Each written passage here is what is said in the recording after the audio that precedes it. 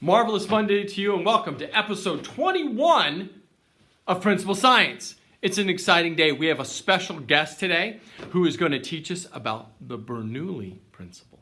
That is going to be a ton of fun. I hope you enjoy episode 21 of Principle Science. This day in 1973, the first building over 1,400 feet topped out at 1,454 feet.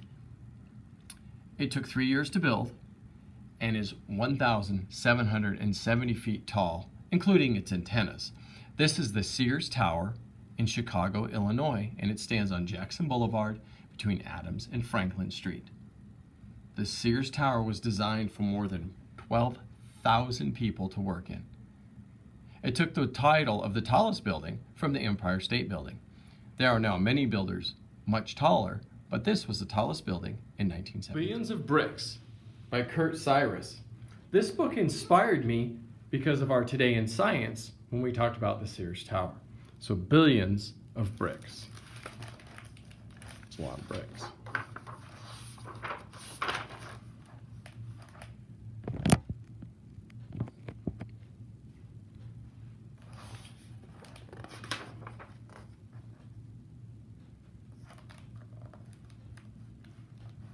$10, $20, $30. Some are old and dirty. Some are clean or in between. 10, 20, 30.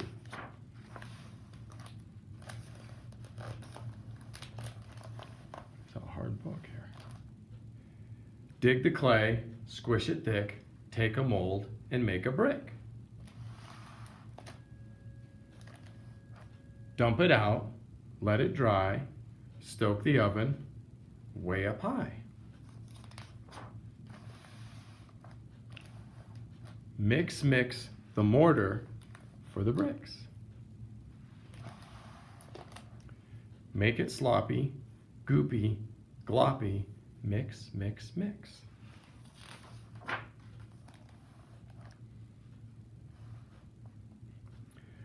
Bricks and blocks abound, building beneath the ground. Arches, pillars, walls, and cellars winding all around.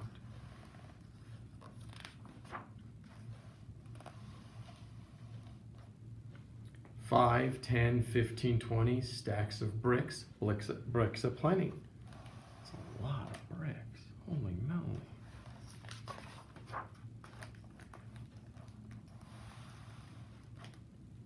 Lay them at your feet.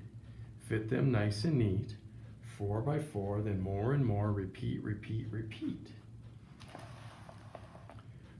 On it goes, rows and rows, and soon you have a street. 2, 4, 6, another batch of bricks. Big and small, we use them all. 2, 4, 6.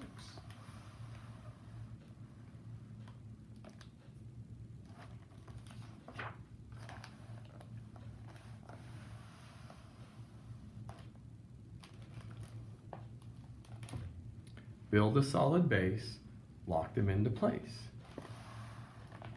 10, 20, 30, 40, filling in every space. Clack, clack, clack. Bricks can break your back. Bend your knees when lifting, please. Clack, clack, clack.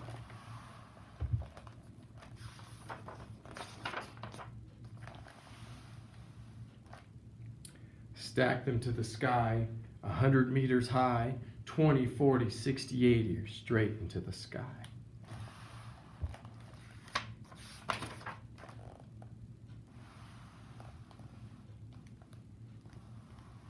Two, 4, 6, a million, billion bricks. Columns, walls, shopping malls, halls of politics. Grand hotels, wishing wells, railroad yards, boulevards, fountains, pools, and public schools. This whole book is full of bricks, and now that it's been written, we couldn't stack another block. For all the bricks in Britain, the work is nearly done. The cleanup has begun. Let's count the bricks we didn't use Altogether, 1 billions of bricks. Science here helping you with your mindset. Remember, we talked about being happy, being positive, keeping those positive, happy thoughts make a huge difference in how you see things and how you do things. So today and every day, I want you to always find something positive in your day. Some days are not great and it's a little harder than others, but there is always something positive in every day. It might be that you see a friend, your friend says hi, you see someone with a smile, someone waves at you. Very easy things to do, to either do or to find to have a positive, happy day. So remember, always find positivity in every day. There's always something there. And it's all about your mindset, positivity and happiness. All right, Principle Science says, be happy. Scientist of the day is Ernest Rutherford. He lived from 1871 to 1937. He is the father of nuclear chemistry and nuclear physics. He discovered and named the isotopic nucleus, the proton, the alpha particle, and the beta particle. He was quite the scientist. This is Ernest Rutherford, our scientist of the day. Scientists say torque.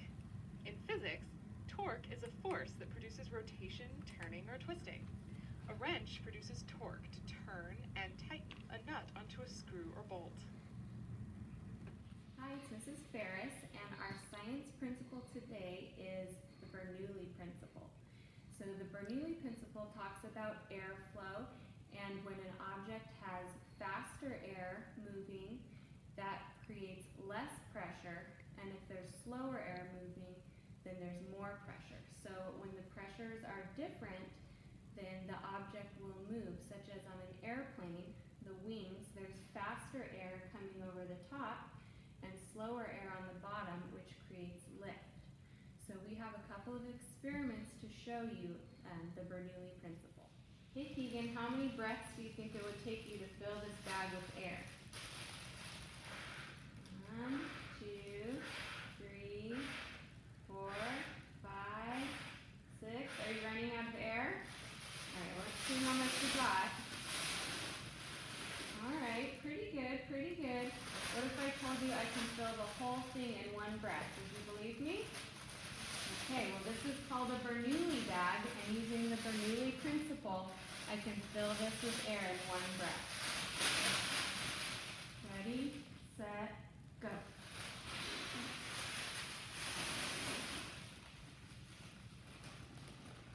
Pretty good, right?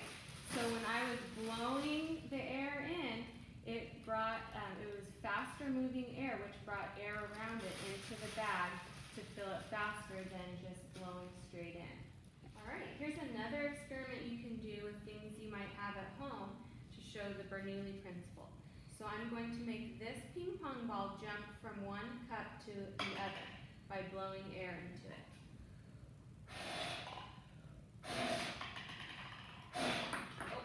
I missed, so that can be a game you play, is trying to aim the ball to jump into the other cup. Another object you can use is a tin can, and you can play with different objects in your house and see how the air pressure makes them move. Ooh, hole in one.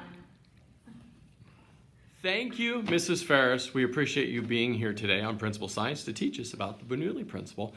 That was great, and thank you for Griffin and Keegan as well. So, all right. Hope you enjoyed. Have a great day. Principle Science says, ta-ta for now.